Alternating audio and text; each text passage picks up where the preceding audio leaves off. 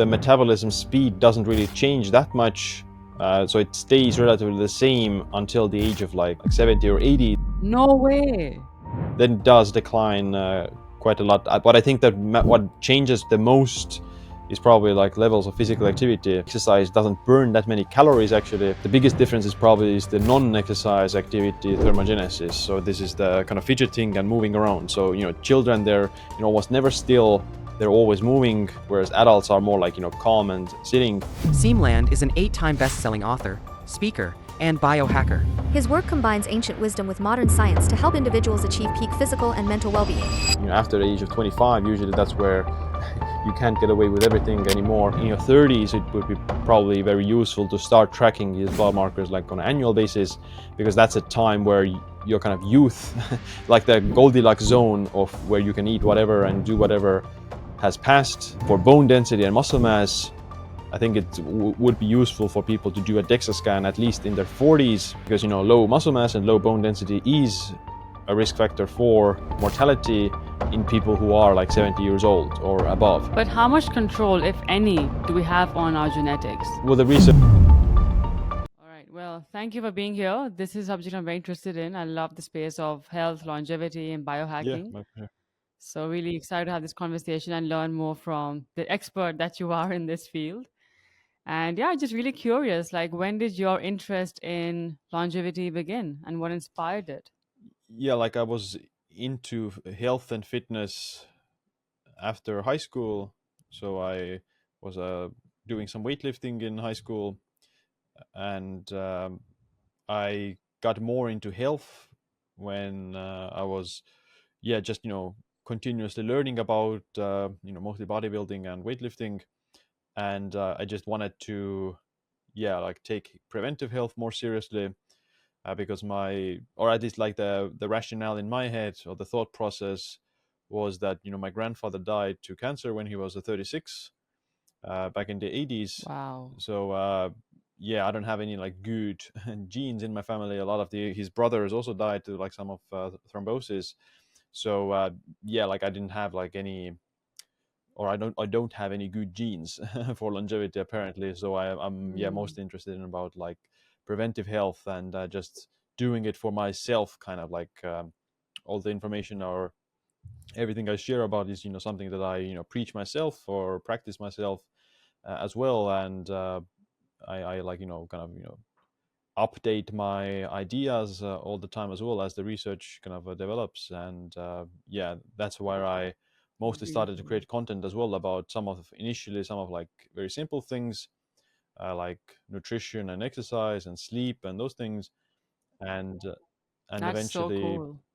like I've been doing online content creation for like 7 years now, and it's just grown over time into right now mostly specifically about longevity. Yeah, that's become your big brand. So well done on what you have achieved in all these 6 years. And it's pretty clear that you began pretty early in the journey in terms of your interest in longevity and health. And do you have any insight in terms of what might have caused cancer at such a young age for grandfather from the research that you've done Mm. now? Or is just something you can't really, diagnose because everybody is so Right. different? So he died to colorectal cancer, and it's the type of cancer that you can technically cure like completely if you catch it early enough. So I guess the reason he died was that he never got tested for that, which usually is done with a colonoscopy, and the doctors would have never guessed anyway. So in his 30s, they would have never guessed him to have it. So they usually recommend to test for that maybe in the 50s or 60s for men. So like he was already like pretty young to get cancer. So the only, and I mean he wasn't. I have nothing to think that he was like a healthy person or something. Like, I mean, he wasn't overweight. He was like a sailor, so he probably drank alcohol and smoked cigarettes. So I think, and he Yeah, was like born in the Soviet Union. The Soviet Union occupied Eastern. So it's yeah. So he's really so hardcore. I think I guess like it's the combination of the environment and the lifestyle, and that the I guess the tipping point must have been just the genetics. So even if you're smoking, then it's very rare that you'll get Mm. cancer in your 30s. So yeah, it must be like the genetics that is the ultimate reason, in my opinion. Yeah, I mean, that kind of makes sense because what I find really frustrating is the fact that we have such little knowledge of our body mechanics, what happens inside the body. Like, we just do not know enough. And the body is such a complex machine. Like, God knows what's happening there all the time. And we rely on doctors so much. And of course, doctors are humans, so no one has it fully right. And even some complex tests don't fully diagnose what's happening internally.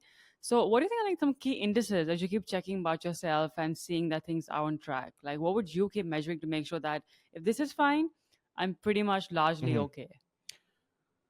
Yeah, so I mean, there are like even just a very few basic things that everyone can measure like immediately. Things like your waist circumference. You can use your waist circumference as a like an assessment of your metabolic health and body composition. So waist circumference is something that for both men and women, like the higher the waist circumference and the higher the risk of heart disease is. So Mm.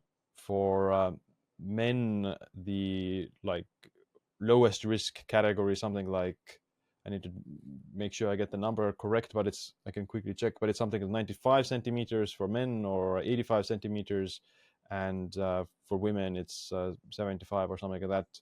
So yeah, Right. it's just, yeah, for both men and women, too much waist circumference is gonna be indicative of this visceral fat, which is more, Yeah. let's say, metabolically harmful type of fat around the organs. So it's not the fat under the skin, it's the fat around the liver and the organs that you can't see.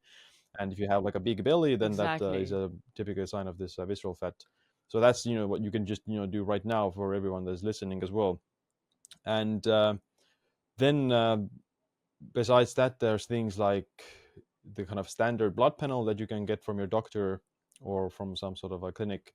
And I think that is a very valuable thing to know your inner health, and it's also very practical in terms of the Yeah. information you get from there. You can, if you have someone who understands the blood work, or if you have a knowledgeable doctor about the subject, then make you can pretty easily understand, okay, what are the things you need to work on. So like you might have higher blood sugar levels or higher hemoglobin A1C, which is like a risk factor for heart disease and diabetes.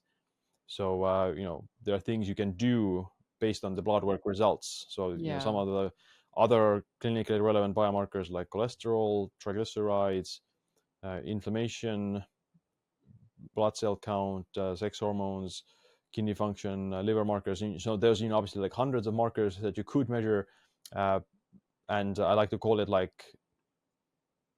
I call it like longevity intelligence. So like, Yes. I so was the going to ask you more about you that. know about Exactly. your health, then the higher your longevity IQ is.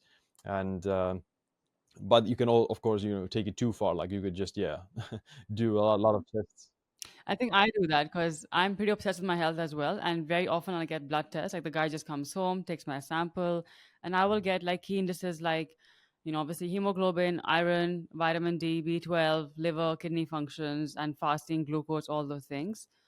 And is that what you recommend as well? Like a comprehensive blood analysis, so you know exactly what's going on where? Yeah, I mean, like, I think maybe there's like 30 markers that if you measure those top 30 Mm, markers, then you're pretty much getting 80% of the information that you need. So like hemoglobin A1C, fasting yeah. glucose, fasting insulin, C peptide, total cholesterol, LDL, HDL, triglycerides, ApoB, lipoprotein A, CRP, ALT, AST. So like, yeah, like just some of the 30 markers are gonna be more than enough for most people. And then you don't need to measure it even like very frequently.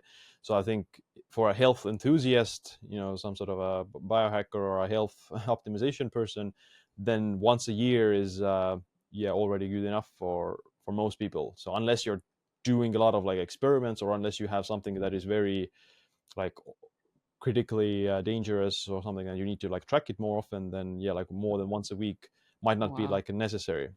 um, and for the so I mean, technically you don't even need the blood markers. So if you just follow a healthy lifestyle and you look at your body weight and you exercise and you get good sleep, etc., then in a lot of cases your blood work will also be kind of good. But there are, I've seen just a lot of examples of people who are visibly very healthy, and they exercise and they eat a relatively healthy diet, but they still have a few markers that are actually quite important, still unoptimal. Exactly. So it's just, yeah, like you're going to increase your longevity IQ if you measure the blood markers. And with the measurements you can also like change your routines or lifestyle and see the improvements, so you can improve the results quite nicely with if you track it. So like even myself, I have like like I guess like 95% of the markers are like optimized. So like there's never like 100% perfect blood work. There's always a few Yeah. things that can be slightly unbalanced. But even myself, like I can see like 6 months apart, I can see, okay, some of the markers did get a little bit better. So just tracking them is a good way to like increase your awareness about it, and you can become more mindful of your lifestyle as well. Yeah. Like I do tests, I guess, 3 times a year. So maybe I should calm down a bit because I do it maybe a bit too Right. often than I need to. Because you said once Yeah. a year is No, enough, I and I'm mean, doing yeah, it it twice a depends on year, the so I person, should depends probably. on their budget, depends on their, Yeah. how much changes Yeah. are they making to the routine. So if you're not changing anything about your routine, then you're not really, you can't expect No point. to see changes Yeah. either. So yeah. But how often does the body actually change, like internally, like the mechanics in terms of sugar levels and this and that? Like, does it change like in a few months' time, or it takes a year to like dramatically change, or like how do you measure change in that sense? Yeah, so some of the markers can change quite rapidly. You know, if if you eat a lot of sugar the night before, then your fasting blood sugar the next day is gonna be elevated, which is why that's not the best marker to use. So the hemoglobin A1C is the average blood sugar level of a Yeah, few yeah. weeks. That's gonna be a bit better marker.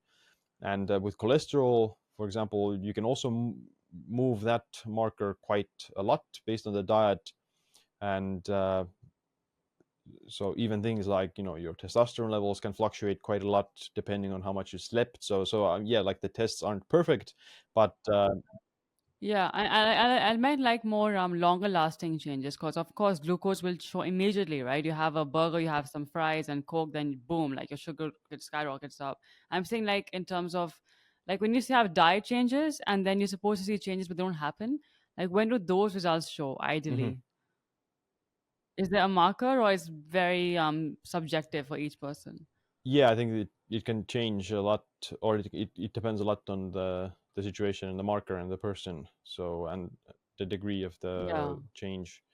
So yeah, but I mean, yeah, like got it. there's of course the idea that although your markers might have improved, you're not fully like reversing the damage you might have caused in your earlier life or something like that. Yes.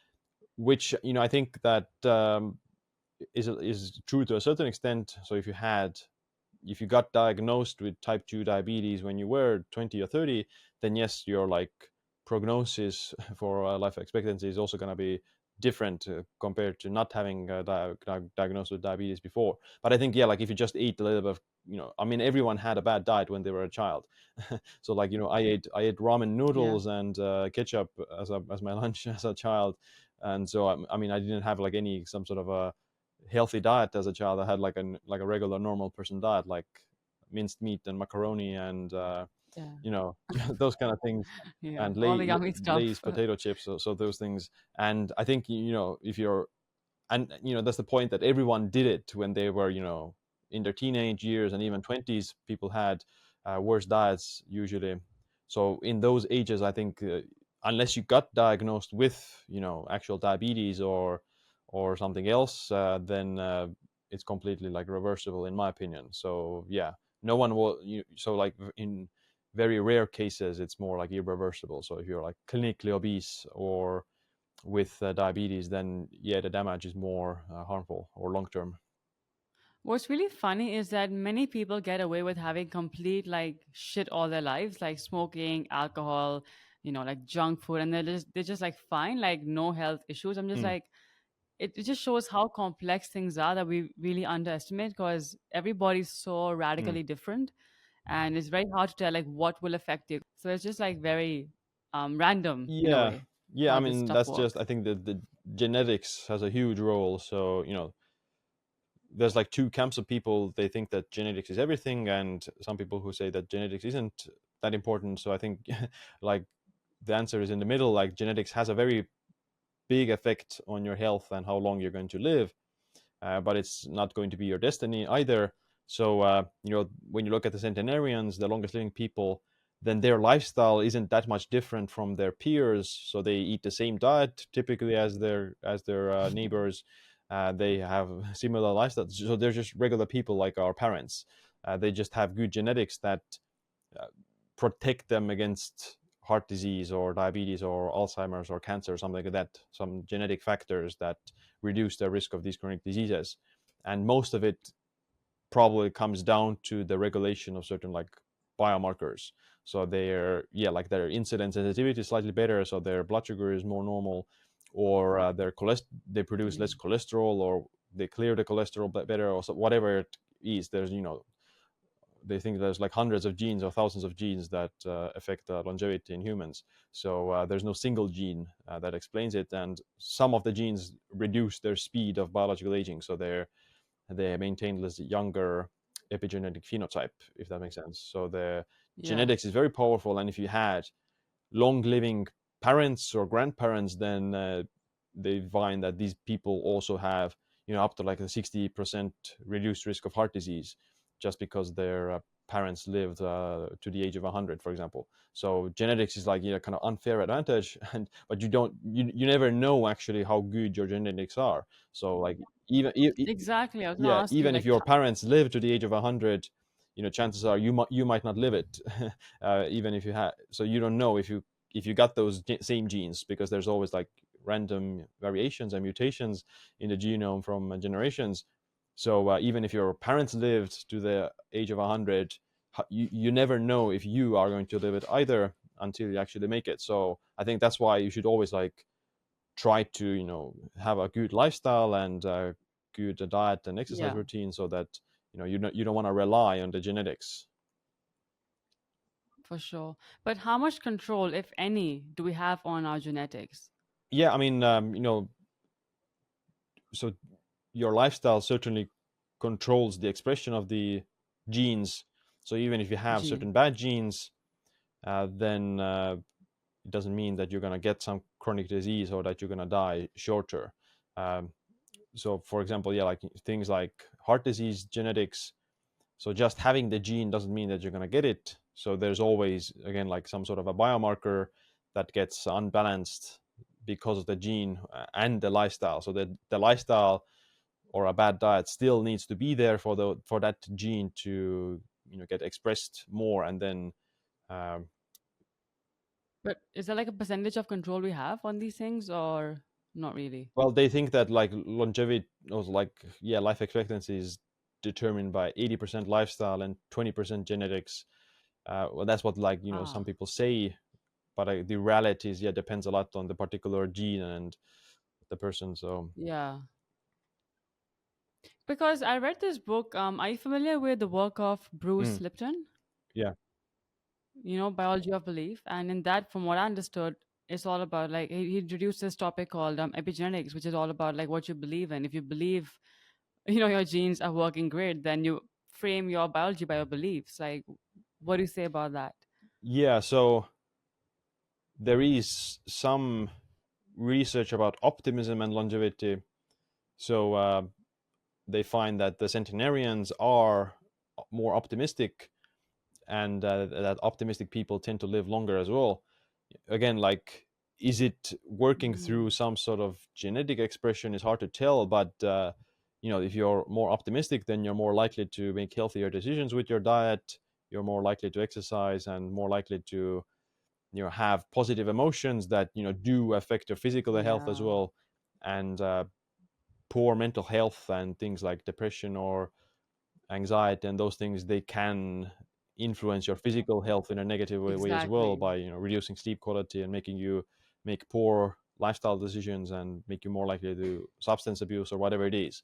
So like mental health is quite important for longevity, and optimists appear to live longer as well. And there might be some causal effect there as well, but in regardless, if you are in like with a pessimistic mindset and with bad mental health, then it does affect your physical health in a negative way as well. So I think the best option is to try to be optimistic, and there is some genetic component to as well, to optimism and pessimism, but at least the research in like positive psychology and learned optimism is quite compelling, or it's pretty established that you can certainly like develop optimism as well, and a lot of it comes down to like past experiences and the way you interpret them. So if you're like you've had negative experiences in the past,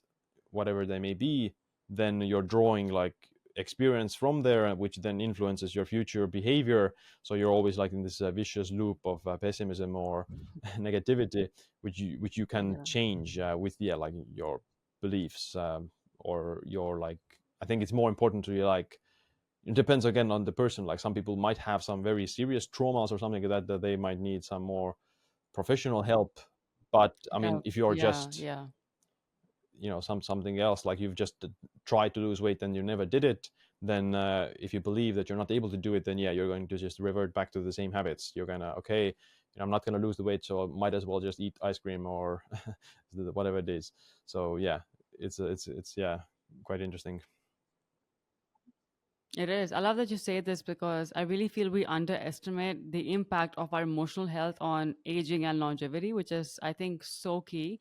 And have you like dug deeper into the science of how positive emotions shape your health? Like, of course, we know about the neurotransmitters like dopamine and serotonin and endorphins, of course. But like, do you actually like have you gone deeper as a biohacker or a longevity expert to understand how being happy, just like uplifts your health in so many ways? Yeah, well, certainly the neurotransmitters, yeah, I think are quite important. Some of them, like oxytocin, the happiness hormone. I think I think there Yes, is. oxytocin. I'm not sure exactly if there is evidence about it, but I would imagine that being happy would be stress relieving and reduces your anxiety and makes you sleep better, and also just makes you make better decisions with your life. So your heart rate is lower and your heart rate variability increases, you sleep better, and you exercise more. So yeah, it's many things like contribute to that. And social isolation and loneliness are also things that appear Yeah, to be linked to higher risk of heart disease and mortality. you know some people might like to be alone, or they might not suffer from that, but yeah, like being isolated or experiencing bad mental health does have direct negative physical consequences on your health. are you an introvert? Yeah, I think so, yeah. But you're pretty you're pretty healthy, because I think introverts are about where you energize yourself, right, in your space versus with people, so you can be perfectly happy in your own space, right? Yeah, like if I was to force myself to be extroverted or something, I would probably feel worse. Yeah. You introvert. Yeah. Yeah, I agree. Fair enough. And I love this term you've come up with, longevity intelligence. Tell us all about that, because I'm in the EQ space, by the way, emotional intelligence, and I love what you have coined, which is very new age and very relevant. So just explain what this means, longevity intelligence. Yeah, so it's essentially understanding your like risk factors for your health, such as your Okay. genetic risks, so family history, understanding your biomarkers, so like the biomarkers that we talked about, and knowing your inner health through that, and understanding your lifestyle factors. So there might be, everyone knows like smoking and too much alcohol is bad, but there are also some other minor things that might be risk factors for Yeah. whatever the chronic disease may be. And understanding also like your biological age, which in of itself is like a big rabbit hole, but there's many tests you can use to measure the biological age. But I think more importantly is the blood markers, because we have a lot more information about the blood markers, and they're more relevant for the chronic diseases as well. And then lastly, knowing also like what to do about it. So like knowing, okay, how do you improve your blood markers, and how do you manage certain genetic risk factors. So if you Got do a it. DNA test, you find out that you have let's say, a bad gene for Alzheimer's, which is the ApoE4 allele, which is the highest, most genetic, like the biggest genetically determined risk factor for Alzheimer's, then okay, what do you do about it? So some people might get very sad or depressed if they hear that they have this bad gene. But Sure. again, having the gene doesn't mean that you get Alzheimer's. It's more about,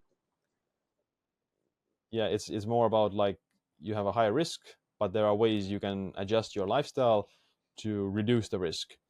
And what they recommend is that okay, the ApoE4 allele carriers, they should be on a lower saturated fat diet, and make sure that they get enough sleep and omega-3s and some of the other like beneficial things for the brain. So that's just one example. And another example is like people who have familial hypercholesteremia. So this is genetic condition where they have very high cholesterol levels, and these individuals also develop heart disease much faster and at an earlier age than the general population.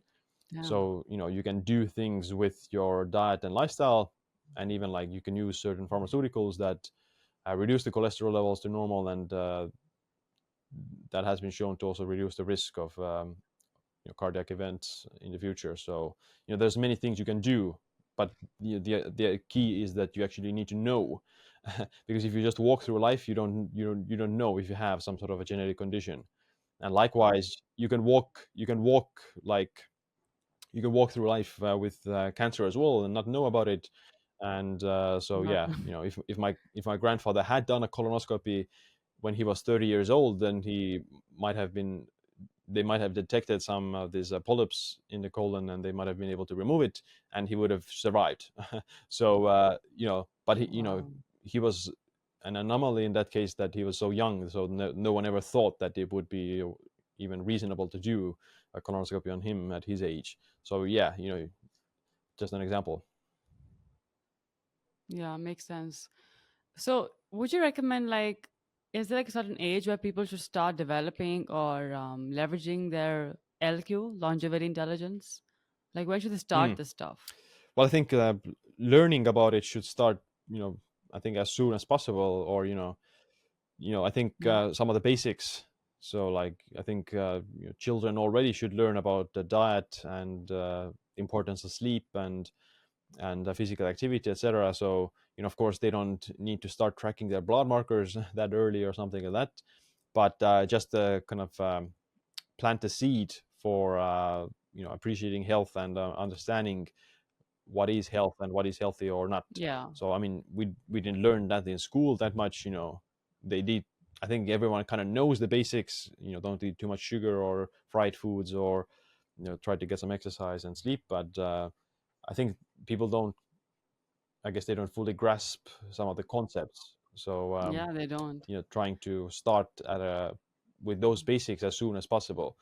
Uh, then when it comes to like actually tracking things and measuring, so you can measure a lot of things. So you can measure these hundreds of biomarkers, and you can measure your bone density and muscle mass and fat mass and your VO2 max and those kind of things. But I think, yeah, like, so at least like, okay, I'll tell you when it will be quite like clinically beneficial, or when it actually matters for your Hmm. longevity. So for bone density and muscle mass, I think it would be useful for people to do a DEXA scan at least in their 40s once, to see, okay, how much muscle mass do they have compared to their age group, and how much body fat do they have, and what's their bone density.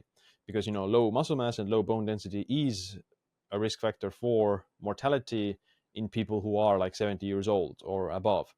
So if you're 40 years old and you see that you have low bone density, then it's only going to be harder for you to increase it and maintain it. So if you're below Right. normal in your 40s, then you're going to be extremely below normal in your 70s, and you're at a much higher risk of hip fractures and death because of that. So you always want to be ahead of the curve. So you don't want to be like normal for your age group. You want to be slightly above, because Yeah. with age, those numbers get worse. The bone density and muscle mass goes down, and to be ahead of the curve, then you don't want to be thinking, okay, what's normal for me? You want to think, okay, what's like 5 to 10 years better than my age group. So like 5 to 10 years younger, typically. So doing a DEXA scan in your 40s is going to be useful to like establish a baseline, because in your 40s you can still reverse it, or you can still, you know, increase your bone density and muscle mass relatively easily, whereas doing it in your 60s is going to be much harder. So if you do it in your 40s already, then you'll be able to get into like a normal spot in your 60s and reduce the risk of frailty. Other things like blood markers, you can start already even like in your 20s, but again, you don't need to do like these hundreds of markers. You can just measure these. You know, like basics like vitamins and just stuff like that, maybe? Could that help in just getting an indication of where you stand health Yeah, wise? like even like with those, you might not necessarily need to do that um, Okay. if you're like, you know, otherwise following a physically active lifestyle and you're relatively Right. lean, you get enough sleep, you eat like a relatively balanced diet, then you know, it's very likely that your markers are also going to be normal. So at that point, there's no need to like waste money on the test.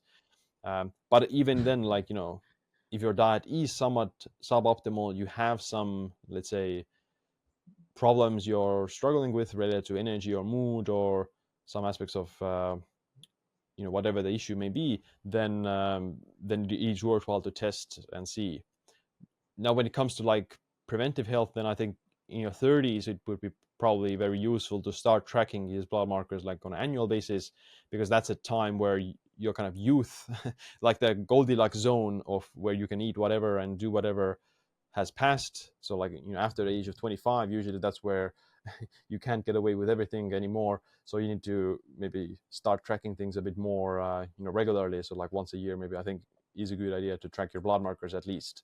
And maybe doing a DEXA scan as well once in your 30s is a good way to see your baseline.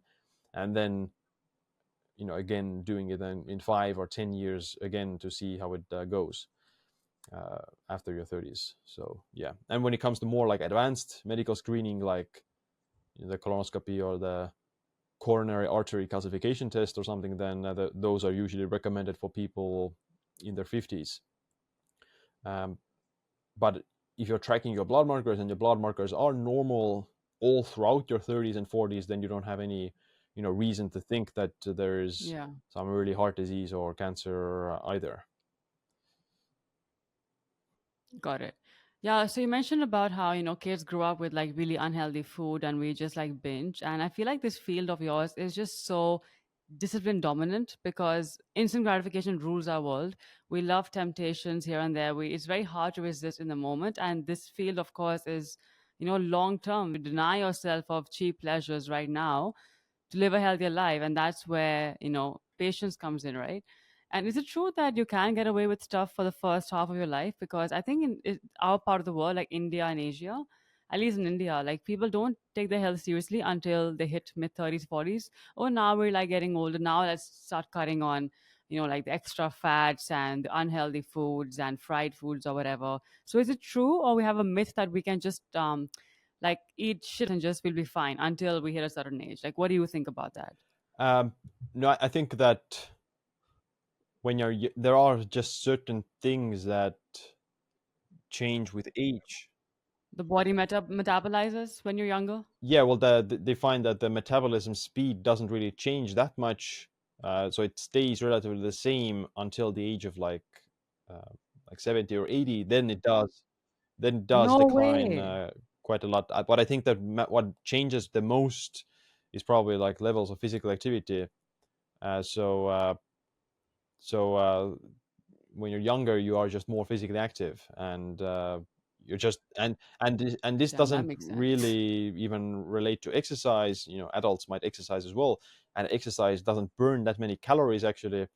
What the biggest difference is probably is the non-exercise activity thermogenesis. So this is the kind of fidgeting and moving around. So, you know, children, they're, you know, almost never still, they're always moving, you know, whatever it may be, whereas adults are more like, you know, calm and sitting. So yeah, so that non-exercise activity thermogenesis, that can vary by like, you know, 1,000 calories between people, whereas, you know, you don't burn 1,000 calories unless you go for like a 2 hour run or something like that. So I think the biggest differences is probably like the subconscious movements that decline with age. And of course there might be some, yeah, like metabolic components for sure, like your maybe insulin sensitivity or thyroid function is slightly better when you're younger, but it's not like a massive difference. The biggest one is probably like the physical activity component. What you've just revealed is such a massive aha moment, because I think universally all of us feel that the body metabolism slows down as you grow older, but you're saying it doesn't change. It's about your activity. And that's so Mm. crazy, my God. Like, and there's so many like myths in this field about, like, like every new year there's a new research about something or the other, and the old research is dissed. So like, what is the lie that you used to believe in that did not turn out to be true after your Mm. research? That's a good point. Maybe I guess maybe like that cardio doesn't matter. So like cardiovascular exercise. So maybe like even like 5 years ago, I wasn't doing that much cardio.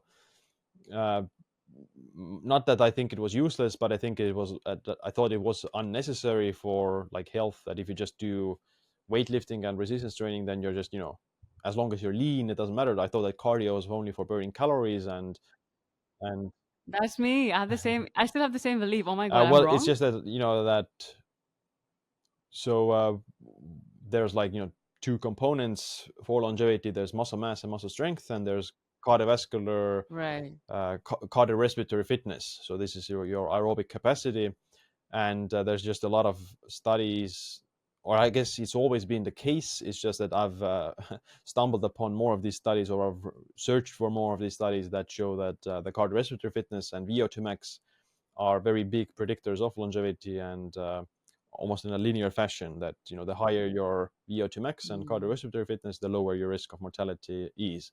And there are even like a few studies where I've seen where they Wow. compare, okay, which one is more powerful for reducing risk of heart disease and mortality? Is it muscle strength, or is it VO2 max?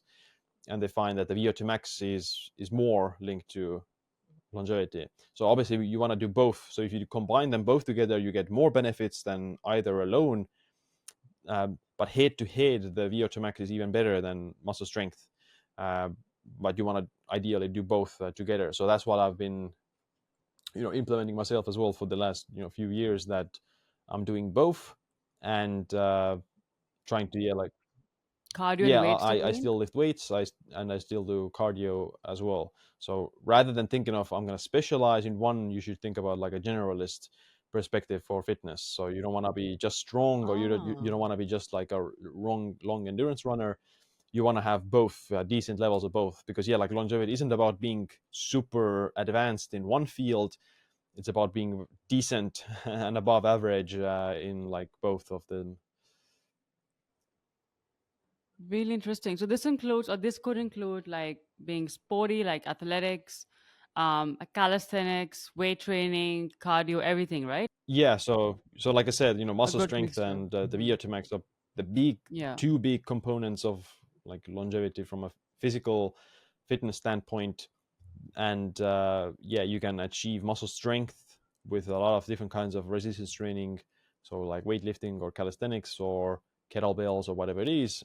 And with VO2 max, you can achieve that as well with different types of resistance training. So you don't need to run to increase your VO2 max. You can do kettlebells as well to increase your VO2 max.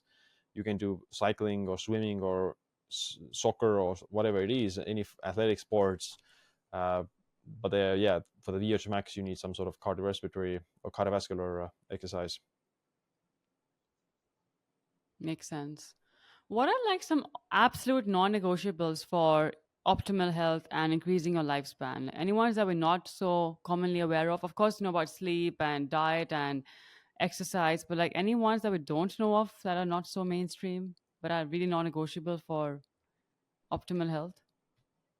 So interesting, yeah, like because if you look at the longest living people, then they don't actually exercise, and they don't have a very some sort of a healthy diet. They eat like You mean the blue sorry. zone countries? I talking about the blue zone Yeah, like countries? in Sardinia and I mean any country, like if you look at Yeah.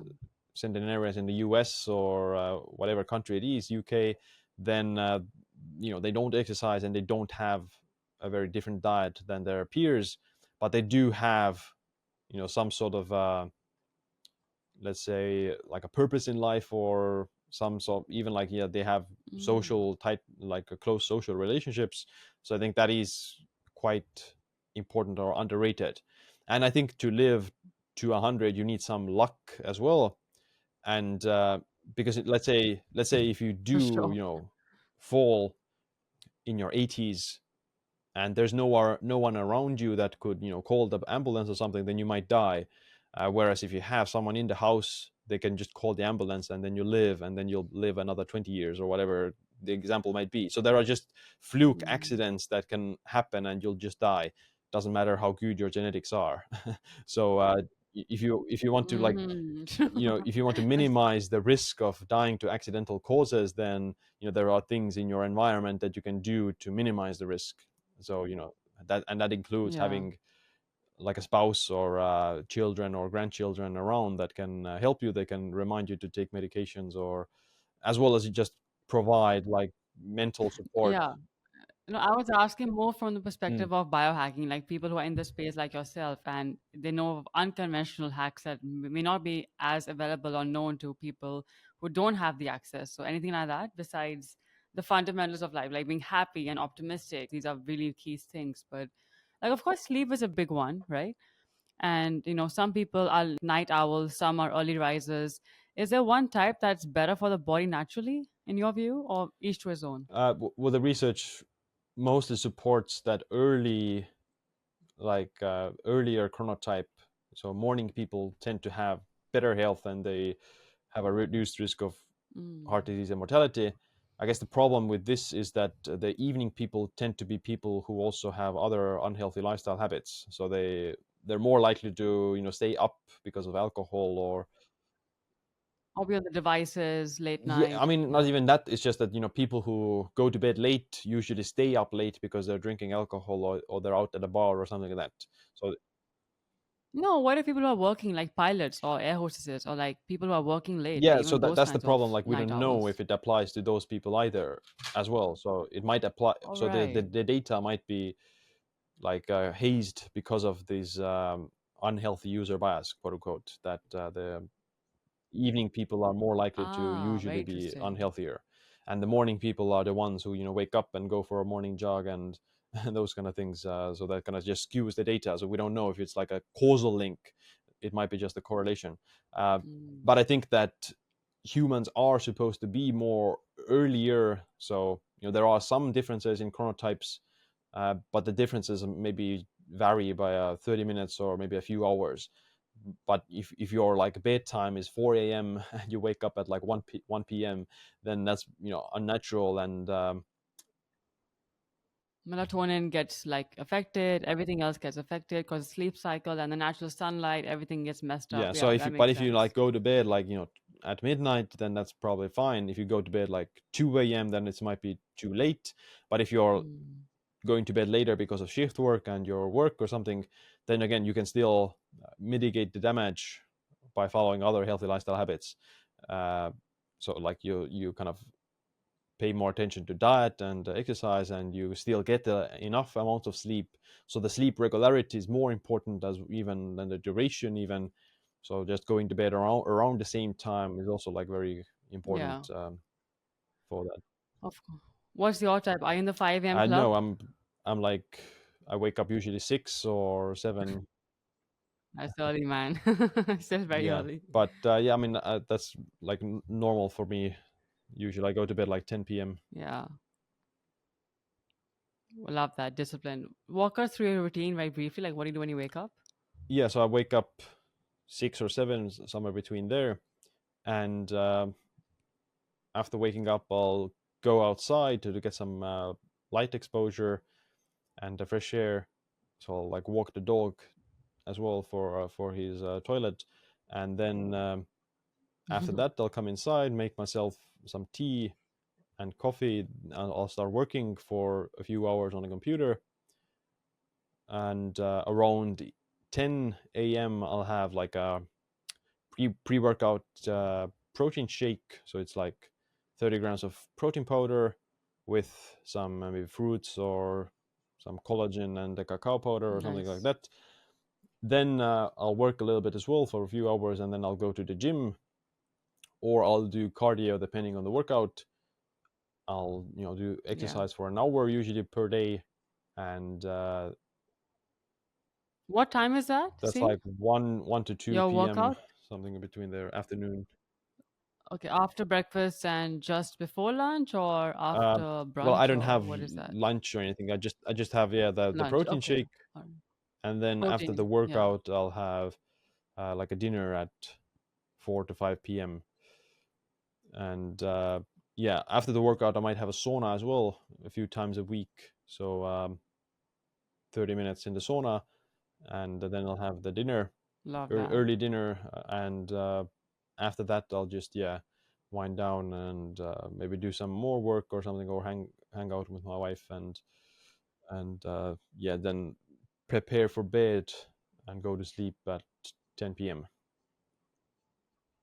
And do you have like a policy of like no devices before bedtime or something like that?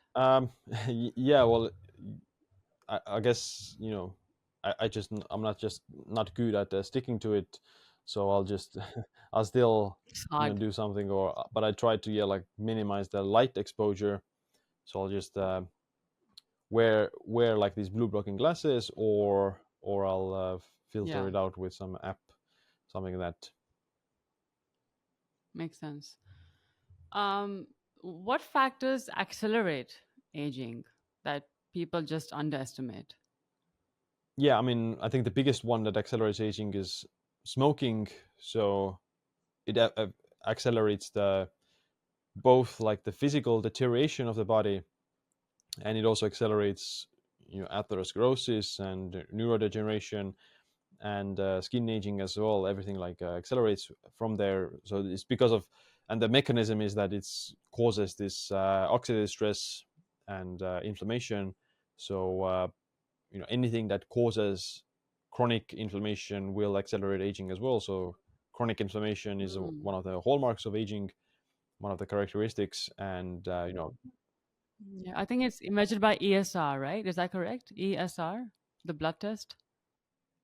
yeah, the CRP can also be easy one. So CRP, correct. Yeah, yeah. yeah, and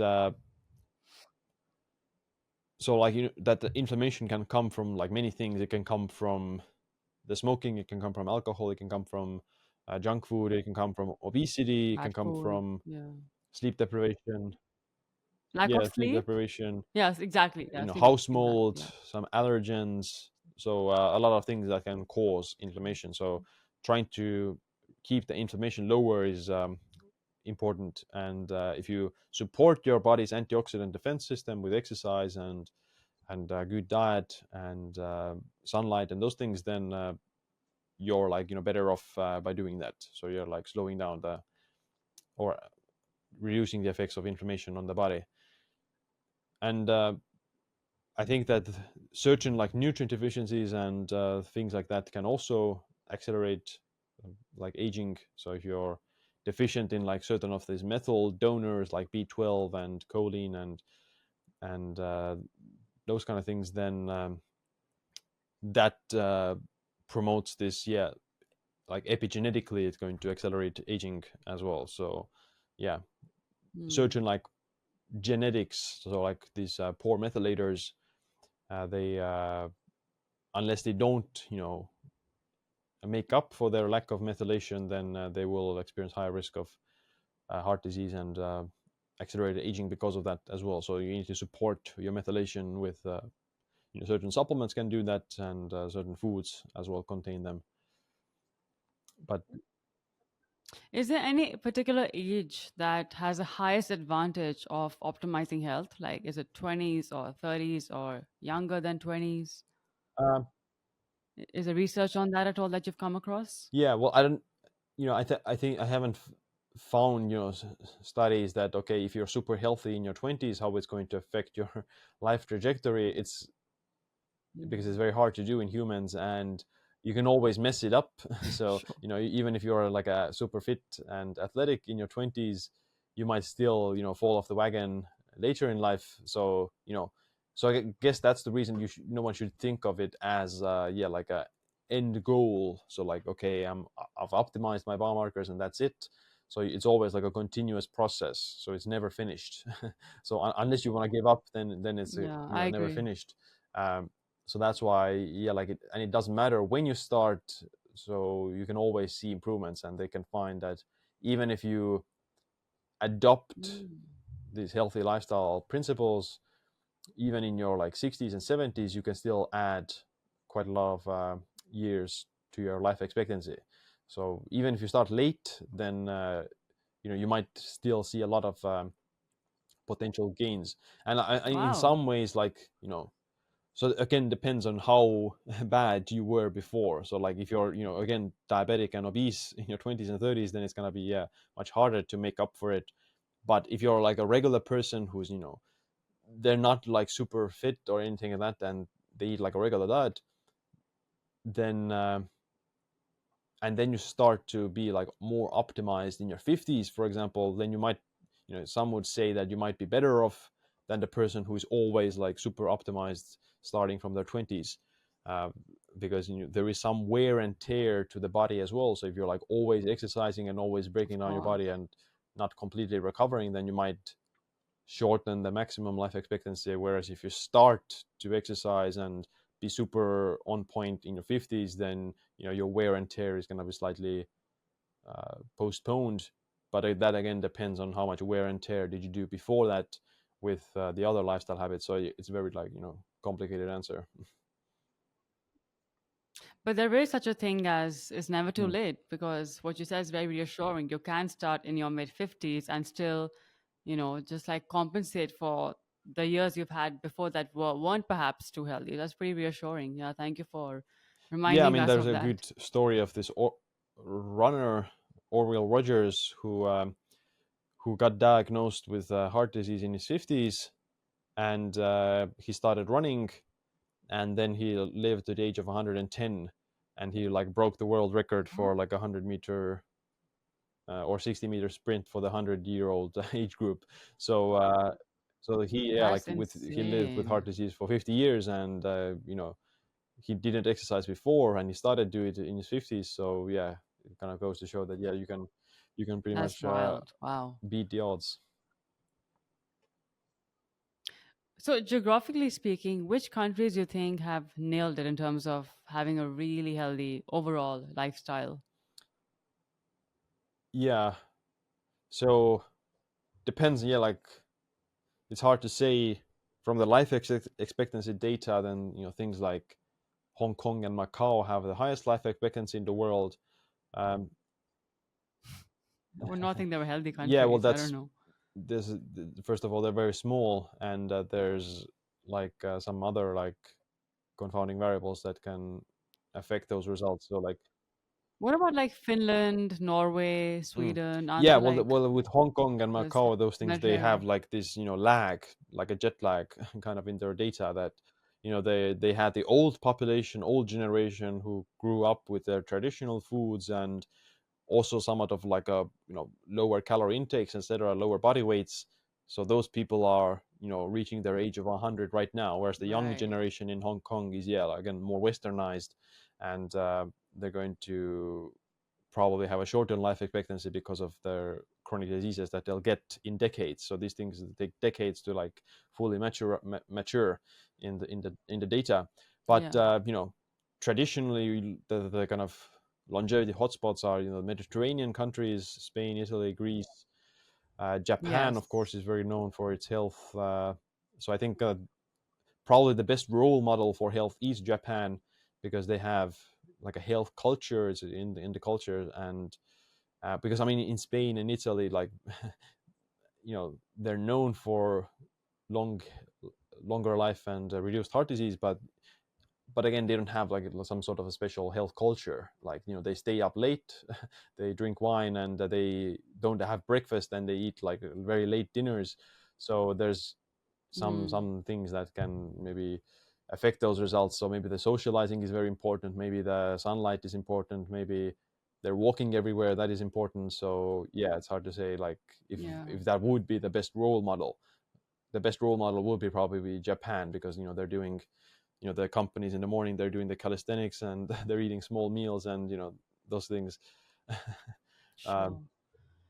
Speaking of this, are you an advocate of smaller, frequent meals or skipping meals, intermittent fasting? Like, what works better generally as a universal rule? Is it if there is such a thing, or how you say we should go about this? Uh, so I think anything between like 2 to 4 meals is healthy probably for most people. And the research about intermittent fasting and this skipping meals is that it doesn't really matter that much as long as you're getting as like the calorie intake matters more. So if you're overeating calories, it doesn't matter if you eat those calories in one meal or in 6 meals. So if you're starting to gain weight, then it doesn't matter how much the frequency is. And just eating one meal a day isn't going to prevent you from gaining weight. It's just some people may find it easier to lose weight with a 1 meal a day diet. But again, it's not inherently harmful either. So as long as you're losing weight, as long as you're having a normal body composition, then it's not harmful. There might be something to say about like too frequent snacking. So if you're having 6 meals a day with very frequent snacks, then again, it matters on the calorie intake for the day. But maybe like eating too close to bed or eating around the clock might not be the best thing from the circadian and sleep perspective. But yeah, anything like 2 to 4 meals I think is best for most people. So, like, would you say minimal work for the stomach? So it's not like overworking all the time to digest. Is that what you're suggesting? uh, Like, not keep eating all day long. So stomach's always working and working on high mm, intensity to yeah, just keep on yeah, I digesting, mean, right? Yeah, yeah. yeah, but I mean, so it depends on the person how they like it. So like some people like bigger meals, Okay, some people like smaller sure. meals. uh, but what I mean is that for health purposes, then the calorie intake matters most. Yeah. It's everything. Okay. Because there's so much hype around fasting and there's mixed views on this, but I thought I'd just get your input on what you think about this. I'm really curious when and how did this whole red light therapy discovery begin, and like how did it come so like such a mainstream thing? Or like was popular, I guess, not mainstream. uh, Red light was first like pioneered in the early 20th century in the Faroe Islands. There was this Niels Finsen who used this light therapy devices for smallpox and tuberculosis and other like skin lesions, and he did get like a Nobel Prize for that as well. It's just that the research kind of stayed, let's say, undiscovered for until the 70s or something, where they developed some of these low level laser therapy. And since then Yeah. there have been some more like studies and experiments. And yeah, over the last 10 years or so, it is become more commercialized with these red light therapy panels. So Hmm. they are slightly different than the one used in those initial studies, but the wavelengths of light are they have been shown to have some benefits, mostly for I think the biggest effect is for the skin benefits. Yeah. Which you use as well, right? You recommend a company. I can't remember the name, but like what do you say what do you use again, company Well, wise? I use Bon Charge. There's a few other. I Burn mean, there's charge, a lot yeah. of them now. There's almost like different, almost every week, new ones. I think you just need Yeah. to make sure that you use the specific wavelengths of light. So it's like the red light is like 600 to 660, and above that is the infrared light, which also has some benefits. Too much infrared can be damaging to the skin as well, but yeah, like the panels usually are like something like 600 to 660 for the red light, and maybe up to 900 for the infrared. Got it. I mean, it's pretty clear this stuff is obviously reserved for it's a luxurious thing, like not for everyone. So would you recommend or do you have recommendations for some inexpensive devices that are more accessible to people? Well, I mean, the sunset, so the evening sun is also Yeah. like a good Yeah. alternative. No, I mean like devices. Anything that's less expensive in terms of all these things? um, Or is everything expensive in the market? Because it's There such a are, well, like, I mean, One Charge, they have like some handheld ones as well, so like that you can fit it in your hand and shine it like that. I guess it's just smaller, so it takes for the face. I think the most effective area is the face. So like 20 centimeters away to use that. I think that would be it's like much cheaper than the full panel. I mean, there are like it's good for your skin health, you said, like yeah, aging so it's going to better. support the collagen Okay. and elasticity in the skin, Amazing. and it can reduce some inflammation as well.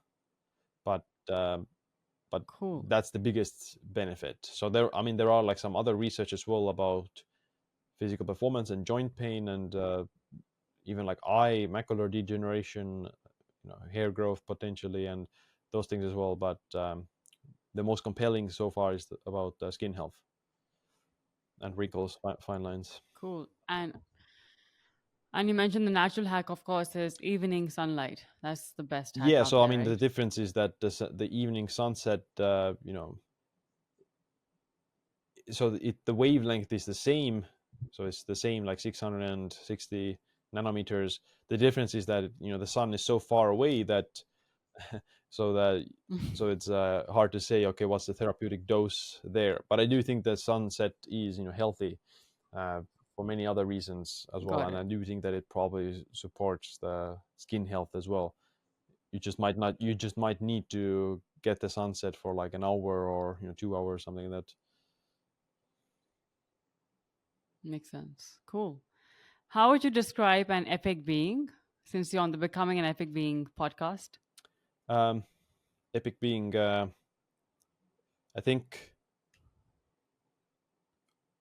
think, yeah, like I have another concept that I created myself a few years ago. So it's like this a self-empowered being. So it's a person who is living their fullest potential or trying to manifest their full potential, and living according to their you know like, let's say, goals or talents and kind of purpose in life. So I think that Yeah. would describe, in my eyes, like an epic person as well. And whatever that may be for them, like some people are artists, some are scientists, or some are politicians, or whatever it is. Love that. So beautifully said. And where would you like people to check you out and explore more about your work and all your amazing insights? Yeah, my website is siimland.co, and I'm Siim Land on YouTube and Instagram and Twitter. And you have your own podcast as well, from what I Uh, see, right? yeah, it's Siim Land podcast.